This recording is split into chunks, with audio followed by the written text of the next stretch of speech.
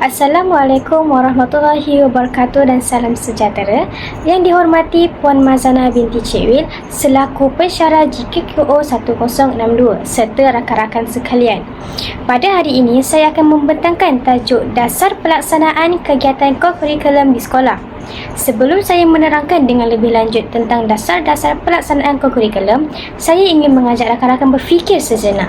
Apakah tujuan sebenar pendidikan di sekolah? Adakah pendidikan hanya bertujuan untuk memastikan murid mendapat keputusan peperiksaan yang cemerlang? Atau adakah pendidikan mempunyai matlamat yang lebih besar, iaitu melahirkan individu yang mampu berfikir, berkomunikasi, memimpin serta memberi sumbangan kepada masyarakat? Sebenarnya, pendidikan tidak hanya berlaku melalui pembelajaran dalam bilik darjah sahaja. Pendidikan yang lengkap perlu merangkumi perkembangan keseluruhan diri seseorang murid. Dalam konteks pendidikan Malaysia, perkara ini selaras dengan falsafah pendidikan kebangsaan yang menekankan pembangunan insan secara menyeluruh dan seimbang dari aspek jasmani, emosi, rohani dan intelek. Oleh sebab itu, kokurikulum diwujudkan sebagai satu platform yang melengkapi pendidikan formal yang berlaku dalam bilik darjah. Melalui aktiviti kokurikulum, murid bukan sahaja memperoleh pengetahuan, tetapi mereka dapat membina pengalaman sebenar melalui aktiviti yang melibatkan interaksi sosial, penyelesaian masalah, kerja berpasukan dan kepimpinan.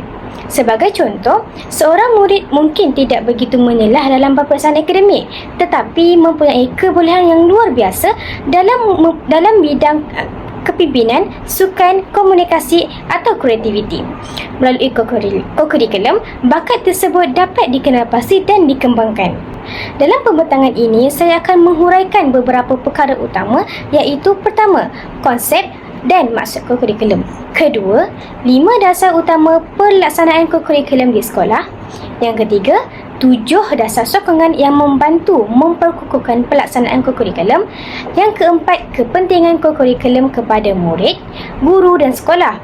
Dan akhir sekali, saya akan mengaitkan bagaimana kompetensi digital ini dapat membantu dan meningkatkan pengurusan kokurikulum dalam era pendidikan masa kini. Hal ini sangatlah penting kerana guru pada abad 21 bukan sahaja perlu menguasai pedagogi semata-mata dalam bilik darjah, tetapi juga perlu cekap dalam mengurus aktiviti luar bilik darjah dengan menggunakan teknologi secara kreatif dan berkesan. Baiklah, sebelum kita memahami 5 dasar utama pelaksanaan kokurikulum, kita perlu mengetahui bahawa setiap aktiviti yang dijalankan di sekolah bukanlah dilakukan secara rawak. Sebaliknya, setiap aktiviti kokurikulum mempunyai garis panduan dan dasar tertentu supaya pelaksanaannya lebih tersusun serta mencapai matlamat pendidikan negara. 5 dasar utama ini menjadi asas kepada pengurusan kokurikulum di semua sekolah. 5 dasar tersebut ialah: yang pertama, kokurikulum merupakan sebahagian daripada kokurikulum kebangsaan. Kedua, penyertaan murid dalam kokurikulum adalah wajib. Yang ketiga, penyertaan semua guru dalam kokurikulum adalah wajib. Yang keempat, kegiatan kokurikulum perlu dilaksanakan secara terancang dan sistematik. Dan yang terakhir, yang kelima, iaitu penyertaan kokurikulum hendaklah melibatkan semua murid secara beramai-ramai. Kelima-lima dasar ini menunjukkan bahawa kokurikulum bukan sesuatu yang dilakukan hanya apabila mempunyai masa lapang, tetapi merupakan satu tanggungjawab pendidikan yang perlu diberi perhatian oleh pihak sekolah. Sebagai contoh, jika sesebuah sekolah hanya memberikan fokus kepada akademik dan mengabaikan kurikulum, murid mungkin berjaya dalam peperiksaan tetapi kurang peluang untuk membina kemahiran sosial, komunikasi dan kepimpinan. Dalam dunia pekerjaan masa kini, seseorang individu bukan sahaja dinilai berdasarkan keputusan akademik semata-mata, tetapi juga berdasarkan kemahiran insaniah seperti kebolehan bekerjasama, kebolehan menyelesaikan masalah, kebolehan berkomunikasi dan kebolehan memimpin organisasi. Kesemua kemahiran ini dapat dipupuk melalui aktiviti kokurikulum. Sebagai contoh, apabila seorang murid dilantik sebagai ketua pasukan bola sepak, dia perlu belajar mengurus ahli pasukan, membuat keputusan ketika pertandingan serta berkomunikasi dengan rakan-rakan lain. Begitu juga seorang pengerusi persatuan perlu mengendalikan mesyuarat, menyusun aktiviti dan memastikan program berjalan dengan lancar.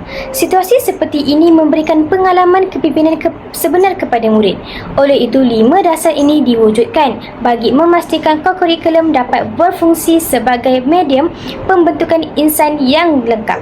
Seterusnya, saya akan menerangkan tentang apa itu kokurikulum.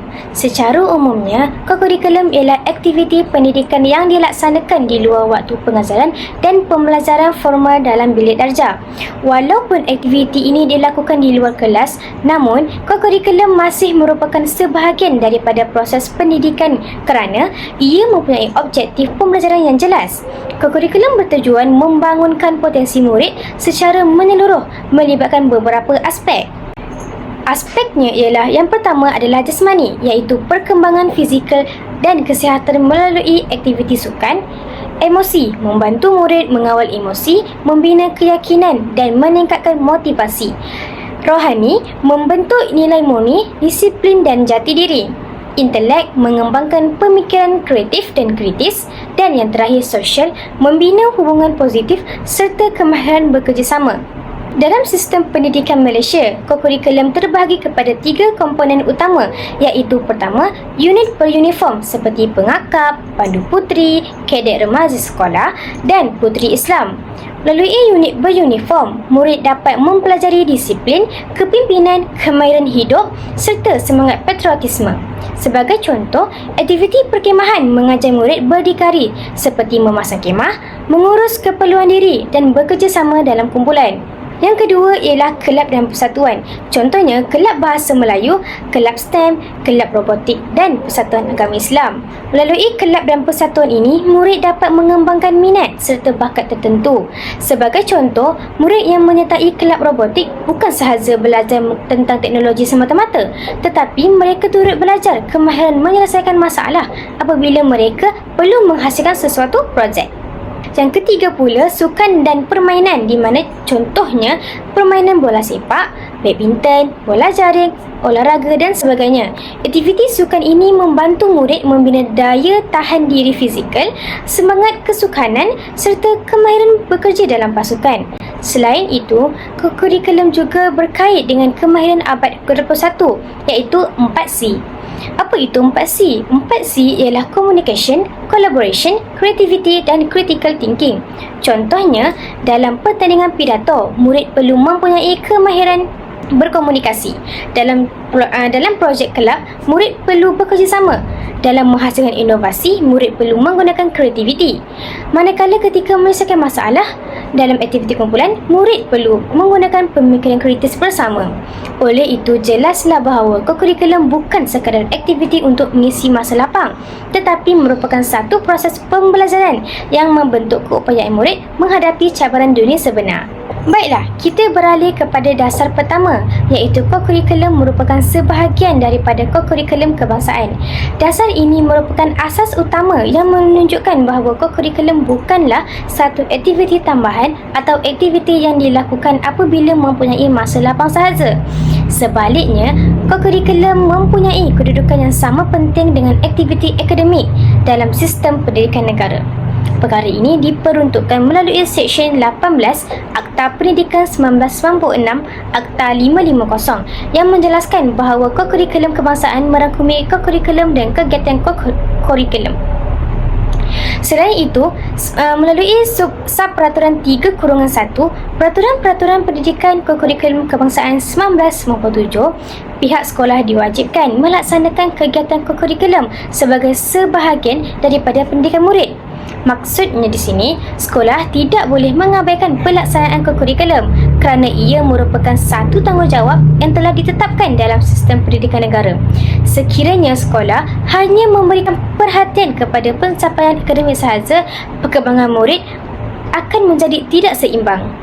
Sebagai contoh, terdapat murid yang memperoleh keputusan peperiksaan yang sangat baik tetapi kurang yakin untuk bercakap di hadapan orang ramai, kurang berpengalaman bekerja dalam perkumpulan atau suka menguruskan sesuatu organisasi.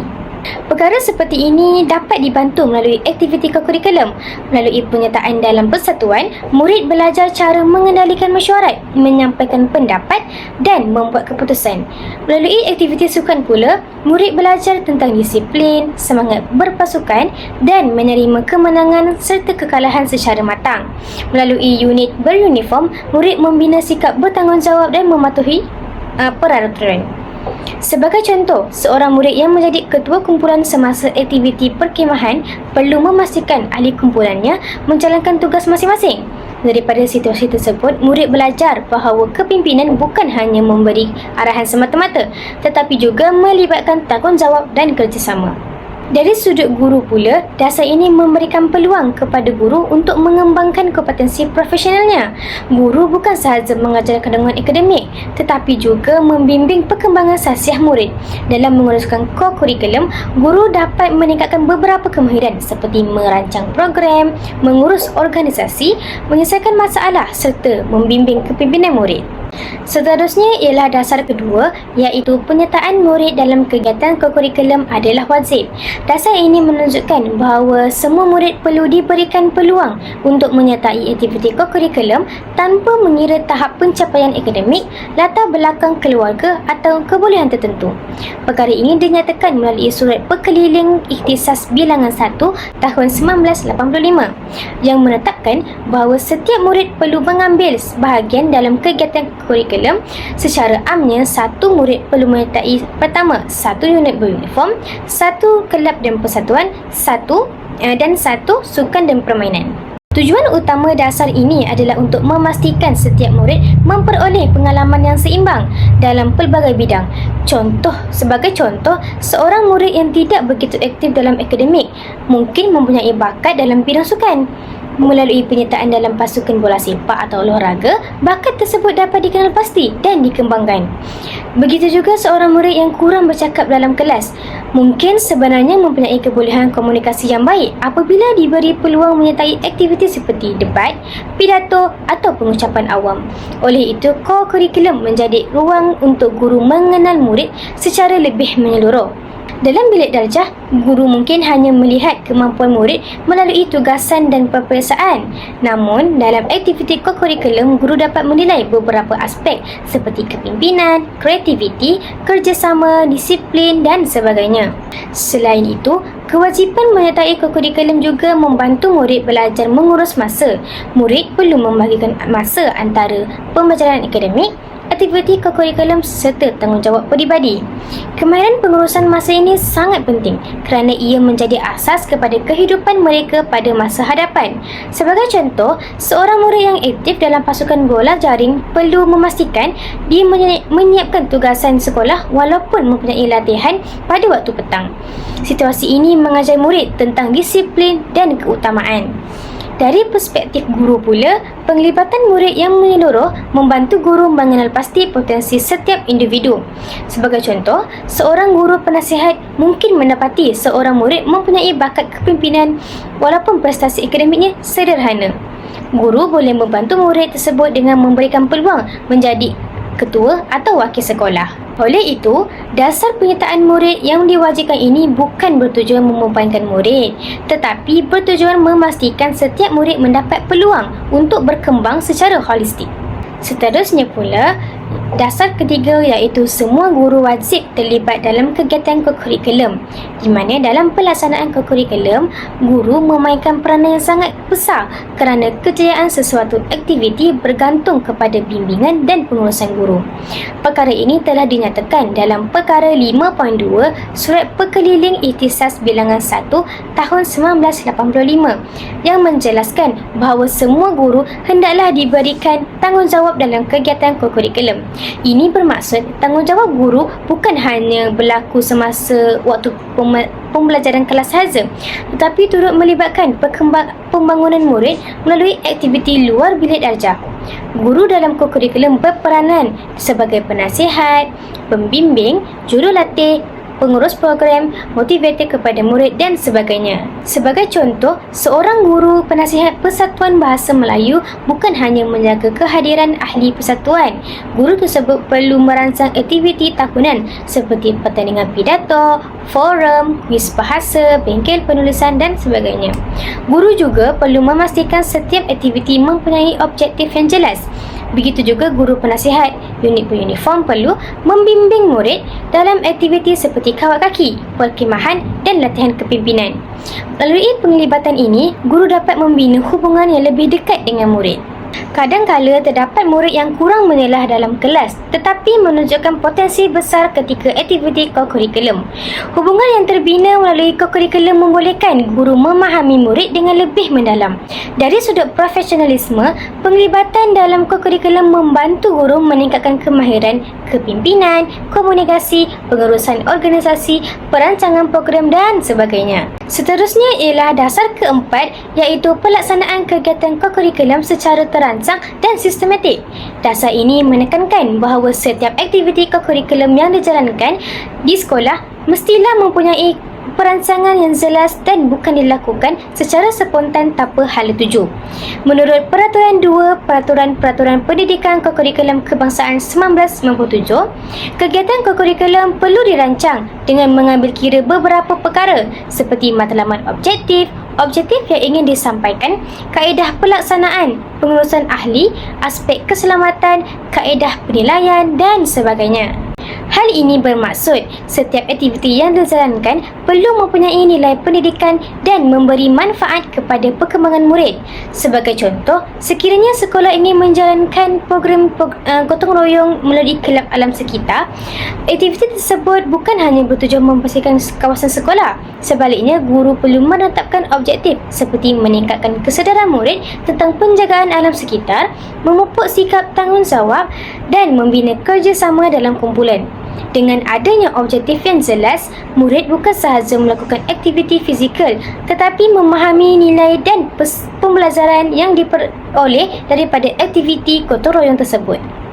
Selain itu, kokurikulum juga perlu mempunyai kesinambungan dengan pembelajaran dalam bilik darjah. Sebagai contoh, dalam mata pelajaran sains, murid mempelajari tentang pencemaran alam sekitar.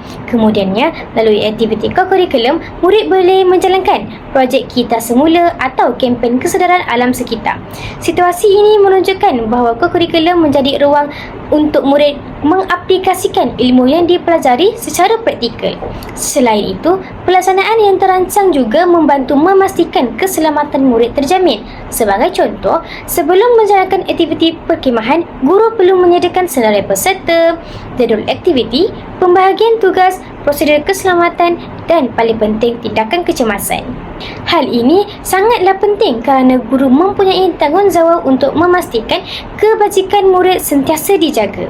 Akhir sekali, dasar kelima iaitu penyertaan beramai-ramai dalam kegiatan kokurikulum. Dasar ini menekankan bahawa kokurikulum perlu melibatkan semua murid secara menyeluruh tanpa mengira perbezaan latar belakang. Pelaksanaan kokurikulum hendaklah bersifat inklusif, iaitu memberikan peluang kepada semua murid untuk mengambil bahagian. Murid tidak boleh diketepikan hanya kerana kurang berkemahiran, pencapaian akademik rendah, latar belakang keluarga, perbezaan kaum atau budaya. Hal ini kerana setiap murid mempunyai potensi yang berbeza. Ada murid yang menyelah dalam akademik, ada yang menyelah dalam sukan, kepimpinan, seni ataupun kreativiti. Oleh sebab itu, sekolah perlu menyediakan ruang supaya semua bakat tersebut dapat dikembangkan. Dasar ini juga berkait rapat dengan usaha memperkukuhkan perpaduan dalam kalangan murid. Sekolah merupakan tempat yang menghimpunkan murid daripada pelbagai latar belakang. Melalui aktiviti kokurikulum, murid dapat berinteraksi dan bekerjasama dalam suasana yang lebih santai. Sebagai contoh, semasa aktiviti perkhemahan unit beruniform, murid daripada pelbagai kaum akan bekerjasama mendirikan kemah, memasak, membersihkan kawasan dan menjalankan aktiviti kumpulan secara bersama. Daripada aktiviti tersebut, murid belajar beberapa perkara seperti menghormati perbezaan, bertolak ansur, membantu antara satu sama lain, membina semangat kekitaan. Selain itu juga, penyertaan beramai-ramai ini juga dapat membentuk budaya sekolah yang positif. Apabila semua murid terlibat, sekolah akan menjadi lebih aktif dan mempunyai suasana pembelajaran yang menyeronokkan. Peranan guru adalah memastikan setiap murid diberikan peluang yang adil. Guru perlu mengenal pasti minat dan kebolehan murid supaya mereka ditempatkan dalam aktiviti yang sesuai. Contohnya, murid yang kurang berminat dalam sukan mungkin boleh diberikan peluang menyertai kelab inovasi atau kelab persatuan masa. Baiklah, selain 5 dasar utama tadi, terdapat juga 7 dasar sokongan yang membantu memperkukuhkan pelaksanaan kurikulum di sekolah. Dasar sokongan pertama ialah menggalakkan penglibatan murid dalam aktiviti kemasyarakatan. Aktiviti seperti gotong royong, kerja amali dan program kebajikan dapat membentuk sikap prihatin dalam diri murid. Sebagai contoh, murid boleh menyertai program membersihkan kawasan kampung, membantu golongan yang memerlukan atau menjalankan kempen kesedaran masyarakat. Melalui aktiviti tersebut, murid dapat memahami bahawa mereka mempunyai tanggungjawab terhadap komuniti. Dasar sokongan kedua ialah menggalakkan kerjasama antara sekolah dengan masyarakat. Sekolah tidak boleh bergerak sendiri. Kerjasama dengan komuniti, agensi kerajaan dan organisasi luar dapat memberikan pengalaman yang lebih luas kepada murid. Sebagai contoh, dapat bekerjasama dengan pihak bomba dalam latihan kebakaran, bekerjasama dengan hospital dalam kempen kesihatan dan kerjasama dengan pihak polis dalam program keselamatan. Melalui kerjasama ini, murid dapat menambah pengetahuan daripada pihak-pihak yang mempunyai kepakaran. Dasar sokongan ketiga ialah menggalakkan penglibatan murid dalam pasukan badan unit beruniform. Unit beruniform memainkan peranan penting dalam membina disiplin dan jati diri. Aktiviti seperti kawat kaki, latihan kepimpinan dan perkhemahan dapat membantu murid menjadi lebih berdisiplin serta bertanggungjawab. Sebagai contoh, seorang ketua pasukan perlu memastikan ahlinya mematuhi arahan dan bekerjasama semasa menjalankan tugas kumpulan. Nilai seperti kepimpinan, ketahanan diri dan semangat patriotisme dapat dibentuk melalui pengalaman tersebut. Dasar sokongan keempat ialah pelaksanaan lawatan pendidikan. Lawatan pendidikan memberikan peluang kepada murid melalui pengalaman sebenar di mana pembelajaran tidak semestinya berlaku hanya melibatkan atau melalui buku teks atau penerangan guru semata-mata. Kadang-kala, pengalaman secara langsung lebih mudah untuk difahami oleh murid. Sebagai contoh, lawatan ke muzium membantu murid memahami sejarah. Lawatan ke pusat sains membantu murid memahami tentang teknologi dan lawatan ke universiti memberikan gambaran tentang kehidupan selepas sekolah. Melalui lawatan pendidikan, murid dapat menghubungkan teori dengan situasi sebenar. Dasar sokongan kelima pula ialah mengembangkan potensi murid, di mana setiap murid mempunyai bakat dan kebolehan yang berbeza. Ada murid yang berbakat dalam bidang sukan, muzik, kepimpinan, komunikasi, teknologi dan sebagainya. Kurikulum menjadi platform untuk bakat tersebut dikenal pasti dan dikembangkan. Sebagai contoh, seorang murid yang aktif dalam bola sepak mungkin diberi peluang mewakili sekolah ke peringkat daerah.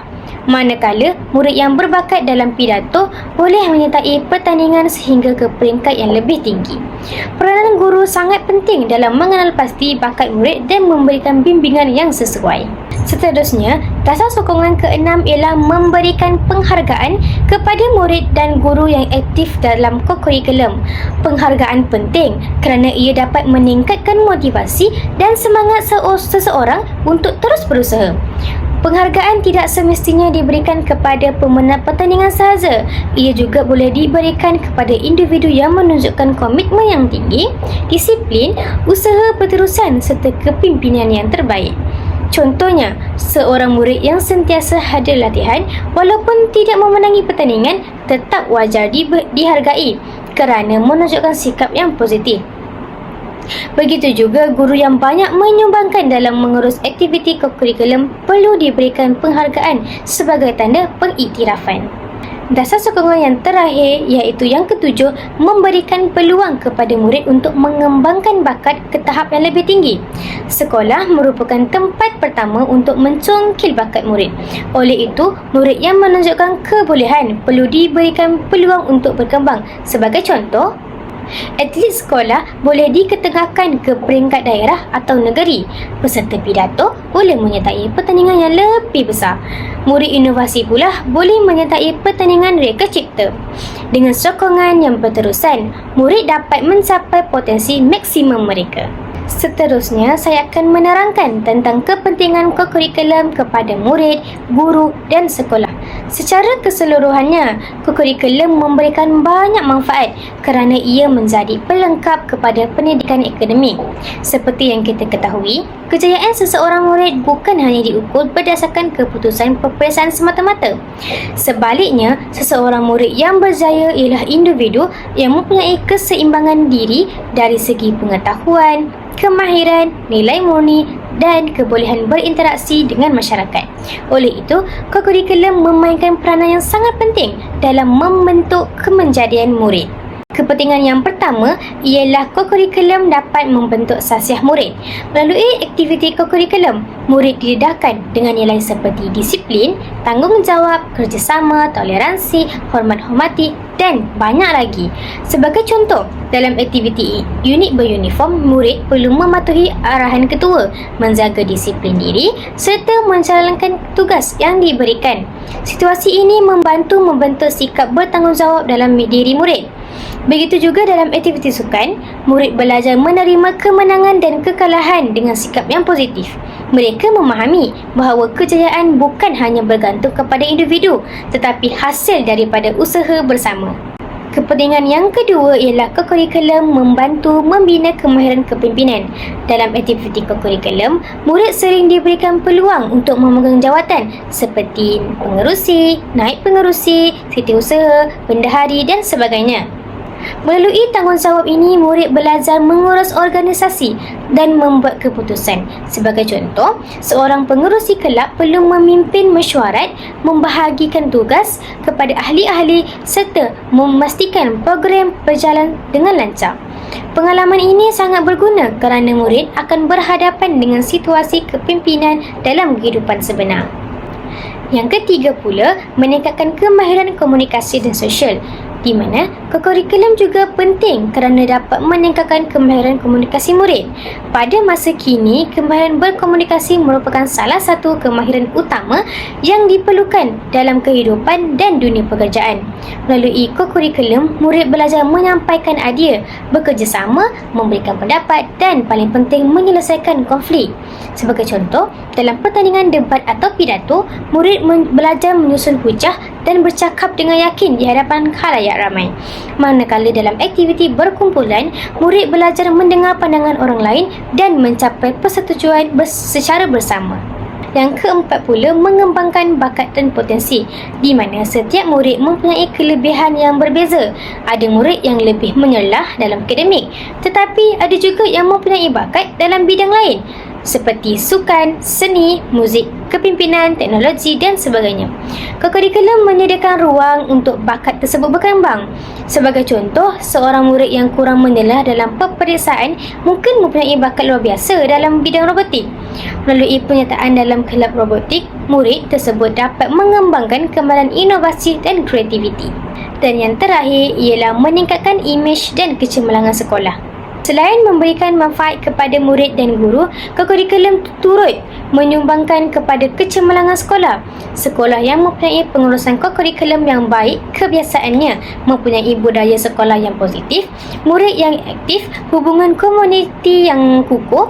Pencapaian dalam kokurikulum seperti kejayaan pertandingan sukan, inovasi atau kebudayaan turut meningkatkan imej sekolah.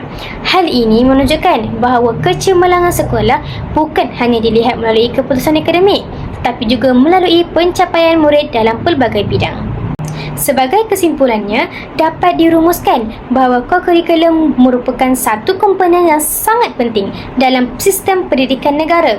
Kokurikulum bukan sekadar aktiviti selepas waktu pembelajaran, tetapi merupakan satu proses pendidikan yang membantu membangunkan potensi murid secara menyeluruh. Melalui 5 dasar utama pelaksanaan kokurikulum serta 7 dasar sokongan tersebut yang telah dihuraikan, jelas menunjukkan bahawa pelaksanaan kokurikulum mempunyai hala tuju yang tersusun dan sistematik. Dasar-dasar ini diwujudkan bagi memastikan semua murid mendapat peluang menyertai aktiviti, semua guru memainkan peranan dalam membimbing murid, aktiviti dilaksanakan secara terancang dan bakat murid dapat dikembangkan. Sebagai bakal guru, kita perlu memahami bahawa tugas seorang pendidik bukan hanya menyampaikan ilmu dalam bilik darjah, tetapi juga guru bertanggungjawab membentuk sasiah, nilai dan potensi murid melalui pelbagai pengalaman pembelajaran. Kokurikulum memberikan ruang kepada guru untuk mengenal murid yang dengan lebih dekat serta membantu mereka berkembang mengikut kebolehan masing-masing. Akhir kata, kokurikulum merupakan jambatan yang menghubungkan ilmu dengan pengalaman sebenar. Melalui kokurikulum, murid bukan sahaja belajar untuk berjaya dalam peperiksaan, tetapi juga menjadi individu yang berdisiplin, berkeyakinan, kreatif dan mampu memberi sumbangan kepada masyarakat. Oleh itu, sebagai bakal pendidik, kita perlu memastikan pelaksanaan kokurikulum sentiasa diberikan perhatian dan dilaksanakan dengan penuh komitmen agar matlamat pendidikan negara dapat dicapai. Sekian sahaja perbatangan daripada saya. Sekian, terima kasih.